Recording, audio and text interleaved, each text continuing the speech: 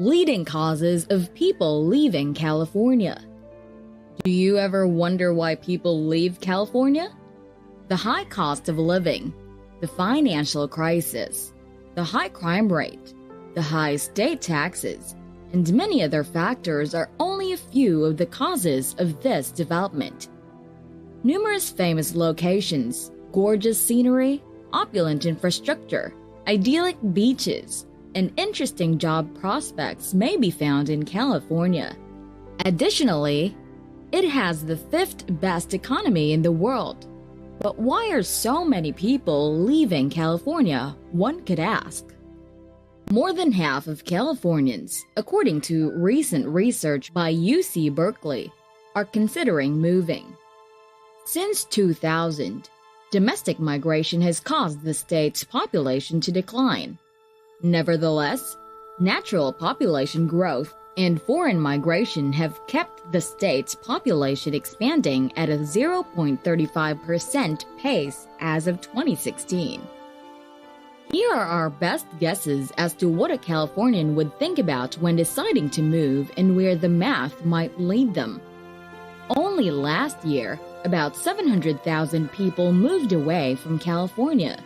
Even Californians who live there permanently relocate out of the state for a variety of reasons.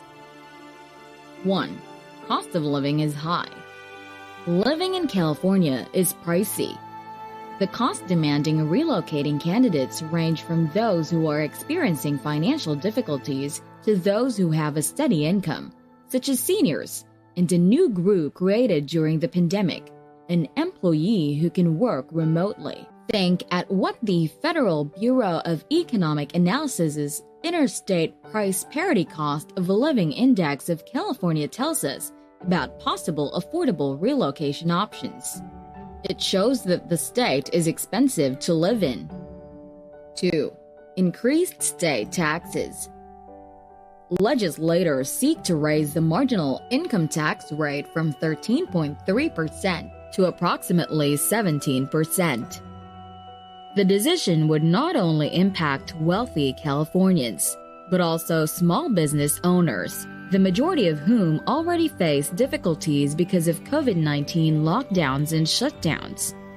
There is a 50-cent gas tax in addition to a sales tax that is already over 7%. Additionally, as a result of President Trump's Tax Cuts and Jobs Act, Californians are not even permitted to deduct the majority of their state taxes from their federal taxes.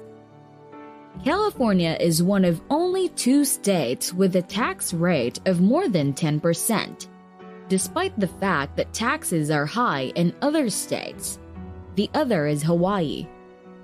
We emphasize what that actually means in the real world. Simply put, a taxpayer with an annual income of $50,000 would owe $9,679 in state and federal taxes. A person earning $100,000 annually would need to spend $28,923.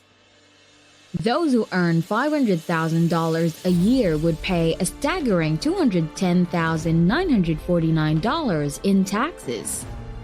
To further complicate this, California state legislators are also debating exit taxes for wealthy residents of the state who move to other states, as well as retroactive taxes. In addition to enacting a wealth tax in California, AB 2088 would make wealthy elderly Californians responsible for paying the tax for almost 10 years after they leave the state. 3. Political issues. The policies of California are backed by a sizable portion of its citizens. Many conservative and even reasonable voters, though, believe that California is veering too far to the left. Conservative journalist Ben Shapiro discussed his own decision to relocate out of state, citing concerns such as growing union power, restrictions on law enforcement personnel, looting, and the elimination of standardized testing in state universities. Some people complain that their votes in California don't matter. while others continue to gripe that officials only pay attention to the interests of people living in big cities, while ignoring those of people living in rural areas. Residents in the state are under additional strain as a result of COVID-19 regulations. As of April 2020, 19% of Californian workers had applied for unemployment. Even though certain industries are back in business, others are still impacted by regulations. Gyms, eateries, salons, bars, hospitality, and the travel sector are examples of restricted enterprises. Since other states don't see as many COVID-19 related lockdowns as California does, many business owners seriously consider moving to another state where they have a better chance of building a successful company. 4. Unemployment. Not everyone who is thinking about relocating is merely cost-conscious. Others who are aware that more affordable states typically have lower incomes consider job opportunities and wage levels to be important issues. In order to calculate opportunities, we established a national pay scale using the annual average earnings as of the second quarter of 2020. Massachusetts had the highest national average pay at $81,640, followed by New York at $79,040.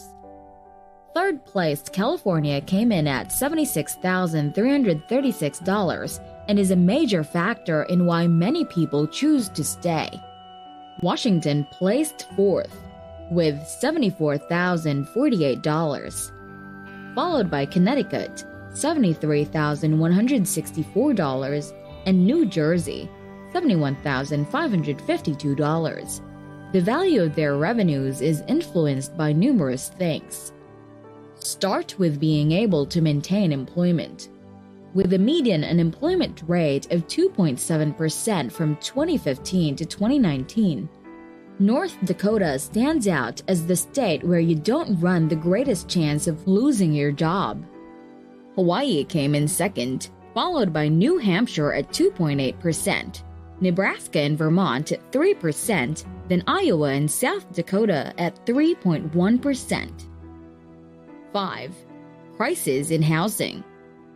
In California, real estate costs enormously, on average $600,000.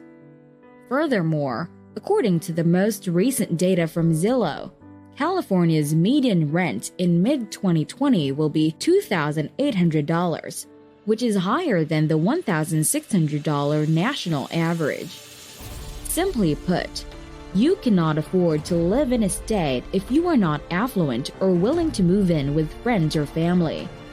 Local government in California has a significant impact on what gets built. NIMBY, or Not in My Backyard, pressure opposing new construction, which is frequently made in an effort to preserve neighborhood character or safeguard the ecosystem, has typically been taken into consideration by authorities. California had long-term housing storage for a variety of reasons, including the fact that long-term homeowners control local city councils, encouraging them to forbid the construction of new housing developments in the name of preserving the neighborhood's charm or safeguarding the environment. Due to outdated zoning regulations, cities can create dense urban areas. In fact, only single-family homes are permitted to be built on 3/4 of all residential land in Los Angeles. Many Californians attempted to overcome these obstacles by constructing residences outside of the city. Regrettably, these homes are typically constructed in regions that have recently been destroyed by flames. Later, we'll talk more about wildfires. 6. Insecurity.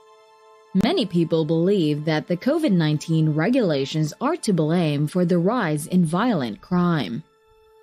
Even while some individuals believe that California is slashing police funding as rioters rampage over the state unchecked, others gripe about how difficult it is for citizens to intervene at the beginning of an attempted robbery due to state rules. Ex-residents also criticize prosecutors, saying they let criminals go free. People are fleeing California at an accelerated rate because of this factor, as they seek safety and stability elsewhere, even in states with less expensive housing. 7. Working from home is more convenient. To work remotely for a California-based firm, one need not necessarily live in California. In fact, many remote workers are deciding to move to another location with lower living expenses. According to a recent survey, 43% of Californians who have the flexibility to work from anywhere are consider packing up their possessions and looking for better opportunities. Even the recent decrease in home prices hasn't been enough to persuade inhabitants of the state to move to a state with lower taxes. 8. Economic and social challenges. No other state has more homeless people than California, and many of them are either mentally ill or drug addicts. California has approximately 150,000 homeless people. They expose themselves in areas where kids can see them, and there are many additional problems that locals have noted. Former residents reported seeing homeless people all around the state, including in neighborhoods with wealthier citizens. Others argue that there are more and more homeless camps popping up in suburban areas around the state. Most ex-state residents believe that the Californian government is either not trying its hardest to solve the situation or is merely making it worse. 9. Devastating wildfires. As of October 2020, more than 8,500 fires had consumed nearly 2 million hectares of land in California. As a result, that year is now known as the biggest one in state history. Former Californians vented their frustration about the issue of flames, which are unlikely to become less perilous in the near future. Others said they would leave their home if it burned down one more time, because they couldn't stand the never-ending cycle of rebuilding and destruction. The largest cities in California were enveloped in heavy smoke while the fires raged, forcing residents of urban region to stay indoors until the fires went out. Additionally, the fires don't simply affect people who live in rural areas. And that concludes the video. Hopefully, you learned something from today's topic.